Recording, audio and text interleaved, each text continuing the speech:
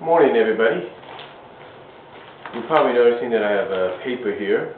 This is actually the sports section, and it has all the bowl games listed. All of these bowl games here are set, with the exception of the Eagle, or I think it's the Eagle Bank Bowl. Right here in the paper it says UCLA is in, and will face Temple.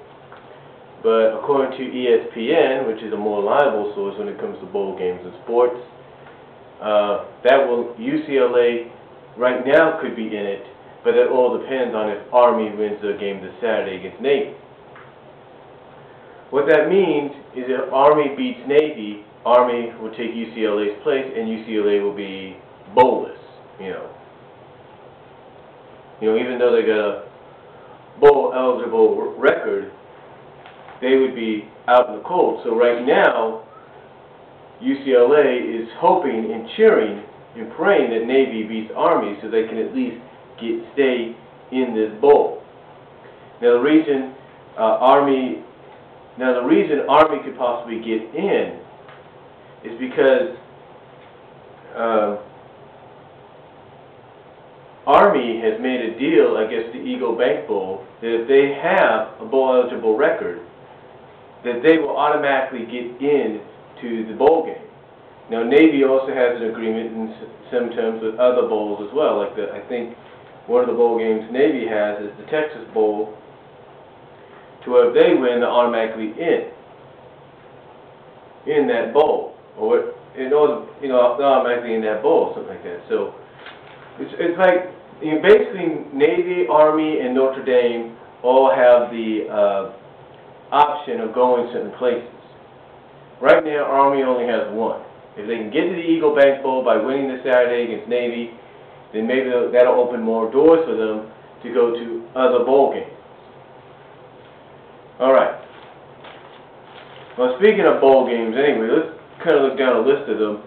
And this year has, if you follow college football, like, I try to follow it a little bit, this year has been kind of unusual for a lot of teams. Especially those teams that you would have expected to be in the BCS picture. Teams like USC and Oklahoma. I mean, at the beginning of the year, I'm sure a lot of Oklahoma fans, and I'm one of them, and a lot of USC fans, who I do respect, probably were hoping and thinking to themselves and believing, oh, it's just a formality. Oklahoma and USC are going to be in the national championship, or they're going to be in the BCS. It's just a formality. Not one person, I can guarantee you, out of that Oklahoma fan base, and out of the USC fan base, thought that their two teams would be in different bowls. That's right. But let's look down a list, shall we? The first bowl is the New Mexico Bowl. The New Mexico Bowl is basically the kickoff bowl to bowl season.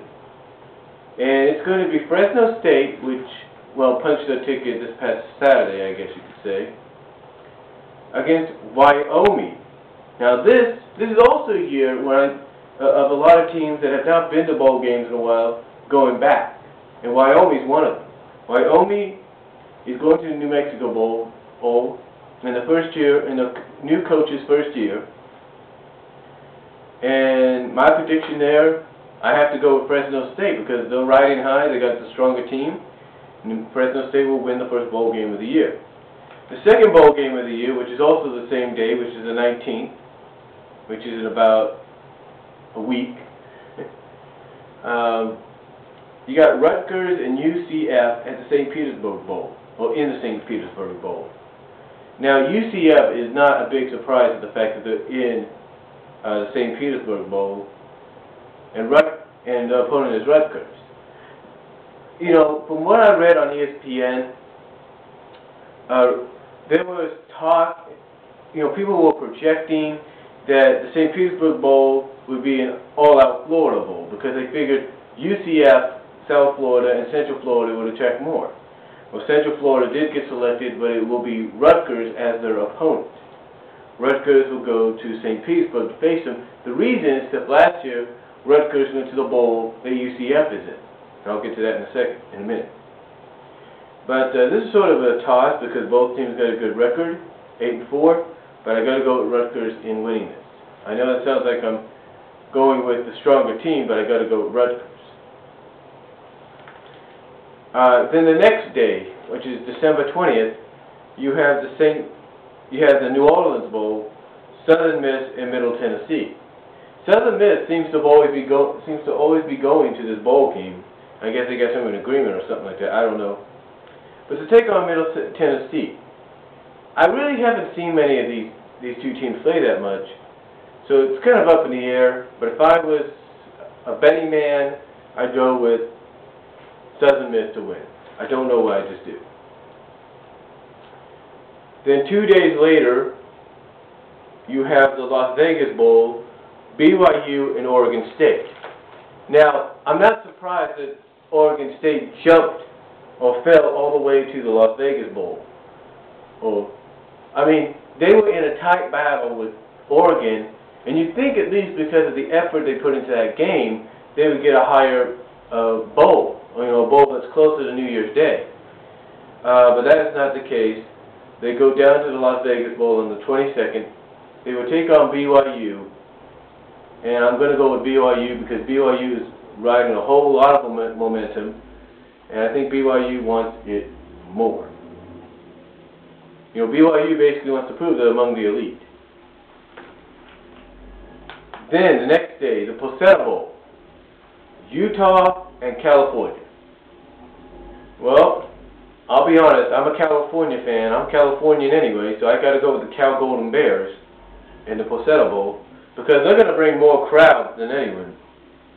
So I got to go with Cal beating Utah. Now, Utah is a strong team. I'm not denying that, and they could beat Cal, but I hate to be biased here, but I am a Cal Golden Bear fan, so I'm going with Cal. Then we got the Christmas Eve game, which is the Hawaii Bowl, Southern Methodist University, SMU, and Nevada. I got to go with Nevada because Nevada is the stronger team. I don't know much about what SMU did this year, but I got to go with Nevada to win this game. Excuse me a second.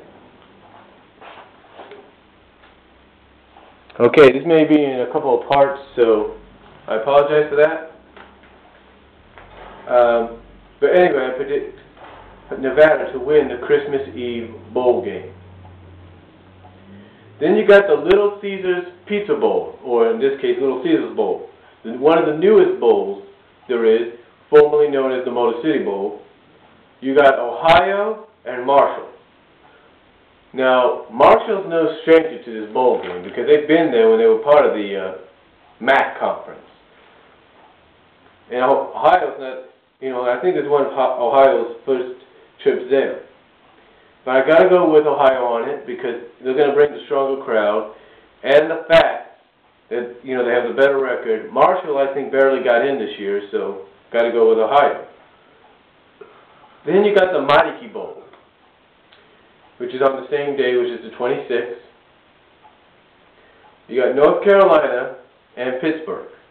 And again, just like with Oregon State, it's kind of funny that Pittsburgh was on the verge of a BCS bowl game and ending Cincinnati's undefeated streak, yet they lose, and instead of getting a bigger, better bowl, they end up, with the Mighty Bowl on the 27th. On the 26th, the day after Christmas. So I got to go with Pittsburgh on this because they're going to want to prove that they should have gone to a bigger bowl. So Pittsburgh will beat North Carolina. Then the last bowl game on the day after Christmas, which is the Emerald Bowl. The Emerald Bowl. It'll be Boston College against USC. The Emerald Bowl wanted to get Stanford, but I think because Stanford beat USC, instead they took Southern Cal. Southern Cal is going to win this game. Why? Because they want to prove that they want to basically end the season on a good note and prove that they should have got to a bigger bowl than this. But USC will beat Boston College. I hate to say it, they're going to annihilate them. And I will be back with part 2 of my bowl predictions and things.